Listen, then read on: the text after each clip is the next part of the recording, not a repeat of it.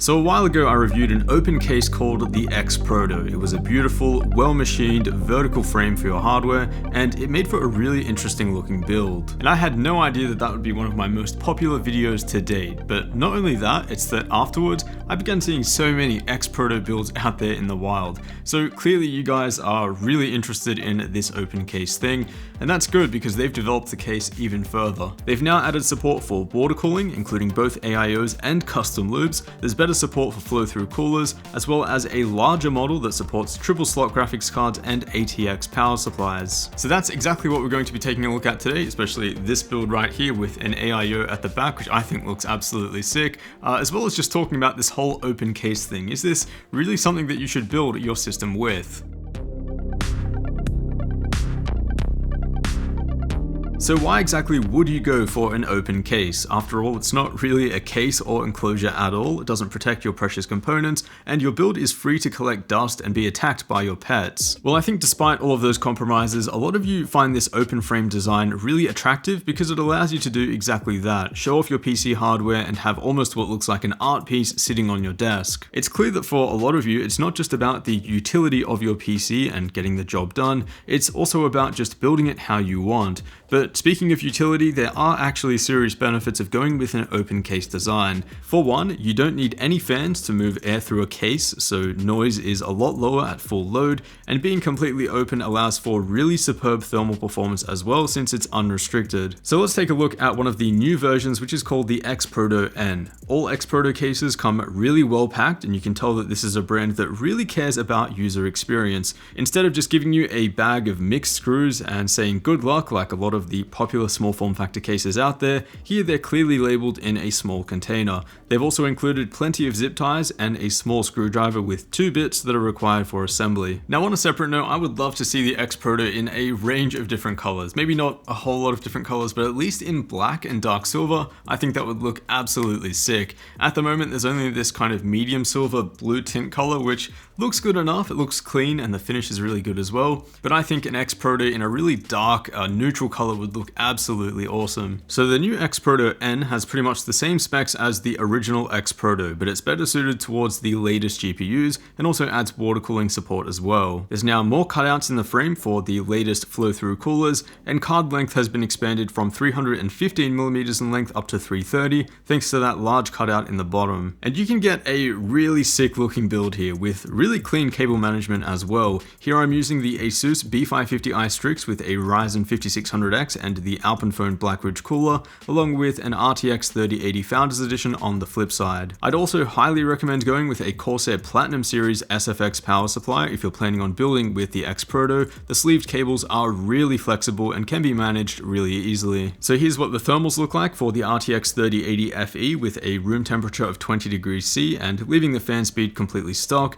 and the result here is definitely passable, although it's clear that there is still quite a bit of restriction here for that flow-through cooler. This is just the nature of sandwich layout cases, there's not much you can really do here, but a GPU undervolt would help quite a bit if you're planning on running a similar setup. CPU thermals on the other hand were really great with the Ryzen 5600X and the Blackridge cooler, so if you're looking for something nice and low profile, this is a really solid option.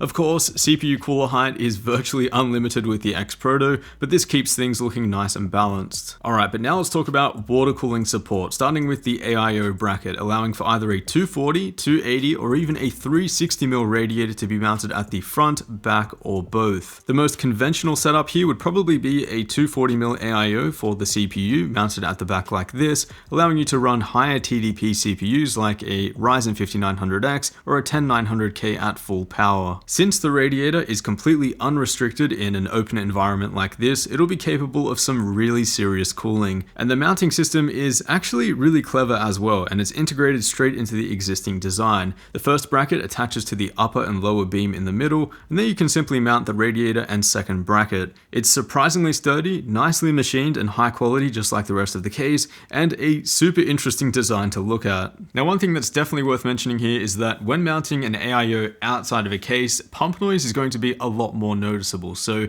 if you can, probably stick to an air cooling setup if you have a really quiet kind of setup and environment. If you have a normal noise setup like me, for example, I think going with an AIO setup like this would be okay, just go with one that has, say, an Acertec Gen 7 pump like this Kraken X53 here. That way you can spin the pump down to 800 RPM at idle, and there it's pretty much almost silent. One thing I will say though, that even with the AIO mounted here, cable management can be surprisingly good. Almost all of the excess can be stuffed into the spine of the case and just tucked away, keeping the build looking super tidy. The manufacturer of the X Proto, XTR, do actually make some really high quality custom length cables for the X Proto if that's something that you guys are interested in, specifically made for the Corsair SF series power supplies. I personally found the stock sleeved cables from the Corsair SF600 Platinum to be more than fine, but these shorter cables are really nice and do make life a whole lot easier. But arguably the most difficult cable management of an X Proto build is when it comes time to actually put it on your desk. Since the IO faces the top of the build, you're potentially looking at a ton of cable spew and mess, so you really do need to spend a bit of time organizing this as well. If you're someone who pretty much maxes out all of your rear IO ports like myself, honestly this is probably not the case for you.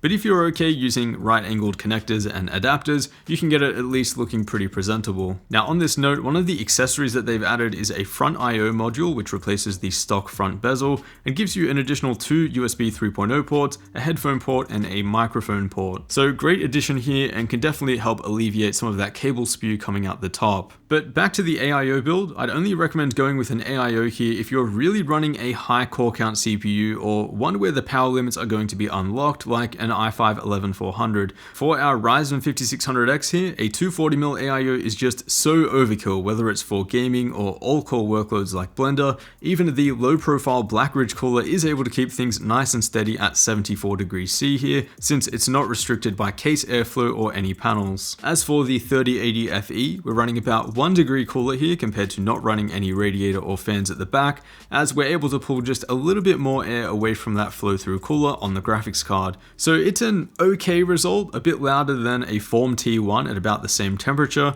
but for an open case you'd expect it to perform a bit better. In fact, when we do compare it to a conventional open test bench with the 3080 Fe plugged straight into the motherboard, that setup runs about 3 degrees cooler, but way quieter. Now there is also the X Proto L if you need triple slot card support, which is perfect for those big RTX 3080s and 3090s. The performance of the 3090 Fe would probably be okay here as well, but again there is some restriction for that flow through cooler. The airflow can pass into the spine of the case, but then it kind of gets trapped and doesn't have anywhere to go. Ideally, the X Proto works best with conventional open air coolers with the exhaust airflow blowing out the front and the back of the card. There we do get excellent GPU thermal and noise performance as we've seen previously with the RTX 2070 Super, so just keep that in mind. Another thing to keep in mind is that the X Proto by default ships with a PCIe 3.0 riser cable, which can pose compatibility issues if you're using both a GPU and motherboard with PCIe Gen 4. Luckily though, they do actually provide an upgrade to a Gen 4 cable for around $50, which is actually a really solid deal, and again highly recommended if you are using both a PCIe Gen 4 motherboard and GPU. And the last thing that I'll mention here is the support for custom liquid cooling with brackets that allow you to mount pumps, reservoirs and radiators. Given the depth and build opportunity here, I thought it would be best to just save this for a full custom loop build in the future, which I'm really excited for, so do hit that subscribe button if you haven't already. So honestly, really impressed with what the team over at XTR have done with the X Proto. When I first reviewed it 9 or so months ago, I did not expect this amount of brackets and modules. It really does make for a lot of different opportunities, and it does make a meaningful impact to the user experience and also the cooling potential as well. Now my thoughts on open cases are pretty much the same. It doesn't really change the fact that this is not really a case or an enclosure. It's not something that I would personally run my main system on, but I can see the popularity behind it and I can see why you guys were so impressed with the X Proto from the beginning. So if you would like to pick one up, I will leave it linked down below in the description. As always, a huge thanks for watching, and I'll see you all in the next one.